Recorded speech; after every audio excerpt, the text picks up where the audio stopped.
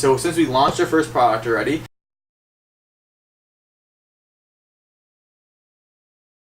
what's up everyone? This is Henry Willis, the media director here at With Ease. Today we're sitting down with Ty Blunt again to talk with him a little bit about the viability of Kickstarter in 2018. Now, as you may know, Kickstarter has been the source of numerous controversies over the last couple of years, the most recent being the Juicero.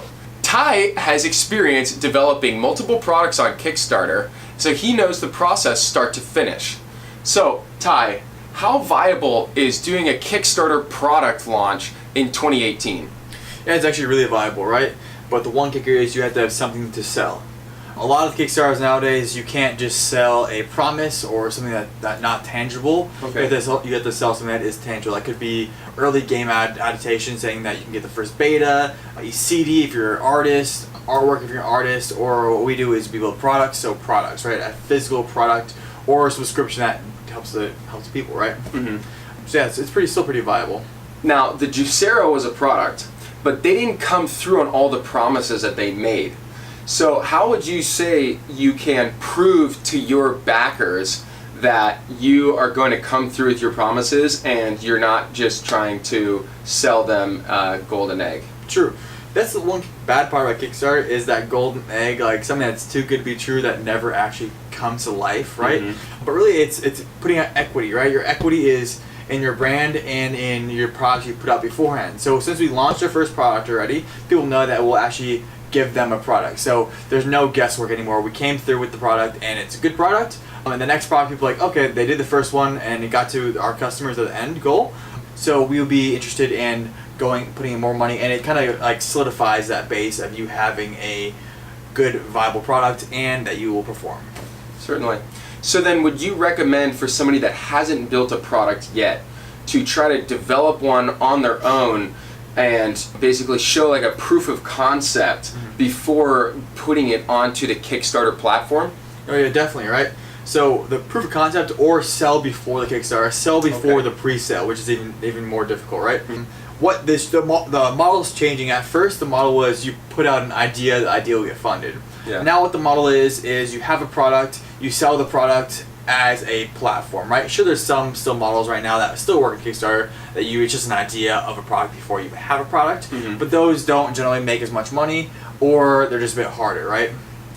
Wow, that's awesome. So for somebody that wants to develop a product but doesn't really know where to start, where would you say is a good place for them to start building those building blocks towards making their way towards a massive Kickstarter campaign? Definitely a good question, right? So I would say the first off is to build a very simple, easy product. Okay. Something that you can do at home or that doesn't take a lot of cash, right?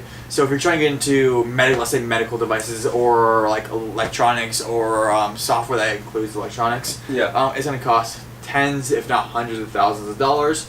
So it's harder for beginners to get into. Yeah. So try to think of something you can do at home that you can build yourself. A lot of things people do is clothing or accessories on the clothing. Like our next product is going to be accessory because as a unique twist, but it's because it's a lot cheaper to build and to make, and there's no really massive upfront cost like the first product. Yeah. So you would then say to avoid tech and avoid these things that require expertise, if you will.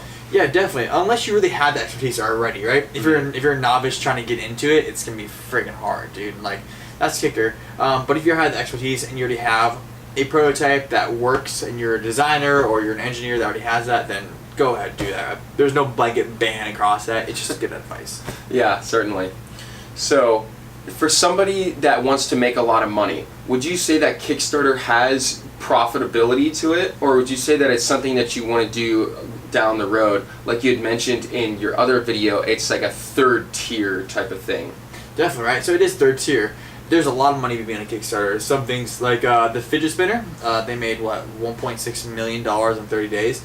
A lot of money. They hit that trend, the upward slope at the time fidget spinners and that stuff were coming popular. So you make a lot of money on it if it's viable and it's really viral. But like I said before, the third tier, it costs more money to do, and there's a higher chance of failure unless you know what the hell you're doing, right? Certainly. Especially getting out there up front. Everybody wants to create a Kickstarter because they think it's easy money. It's not easy money. Yeah. So would you buy a product on Kickstarter? I would buy a product on Kickstarter if, like you had said before, it had been proven and the developer had a track record that they could show me and that I could verify that they were going to come through on these promises. Yeah. I would definitely be weary of buying something off of Kickstarter, but that's mainly because I don't know a whole lot about it, and I don't know kind of like a lot of the inner workings of it. So how do you spot what's a good product? I definitely have the mentality of it's kind of too good to be true. If it's too good to be true, then it likely is. Mm-hmm. And so I wouldn't be looking for some revolutionary product that necessarily will like disrupt an industry. Yeah. I'd probably buy a product that would make incremental little improvements in my life, because then there's not as much risk into it. True.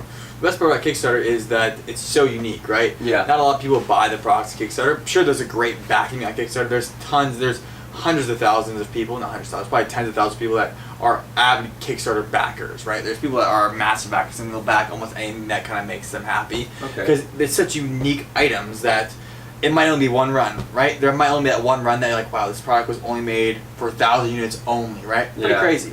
Or it could be a product that just is different than the rest, right? It could be some cool glasses or a cool wallet in the future, right? Or anything that's super unique that kind of makes it unique to you, right? Yeah, certainly. So where do you see Kickstarter going in the next couple of years? I think it's being more of an e-commerce platform of first-run products. Okay. So right now it's a bunch of like there's so like it's leaving the base of you have to have a product or something you're going to give to clients, right? Mhm. So it has to be that. People are not just pitching you money anymore. Yeah. There's tons of those sites. There's GoFundMe if you're really on cash. There's all these Indiegogo, Kickstarters. There's so many of these things that are just out there that anybody can get money for because it's an easy platform. Yeah, the market's saturated. Exactly. In other words. So there's much higher competition then for that money. Sure. Kind of like what's going on in Silicon Valley, right? Wow. So to end us off, what are 3 tips you would give to a young person that wants to get into the Kickstarter scene but doesn't know how? Make an easy product, right? So make something that's very simple, low cost to build, right? Let's say it costs you $300 to make a prototype. Awesome.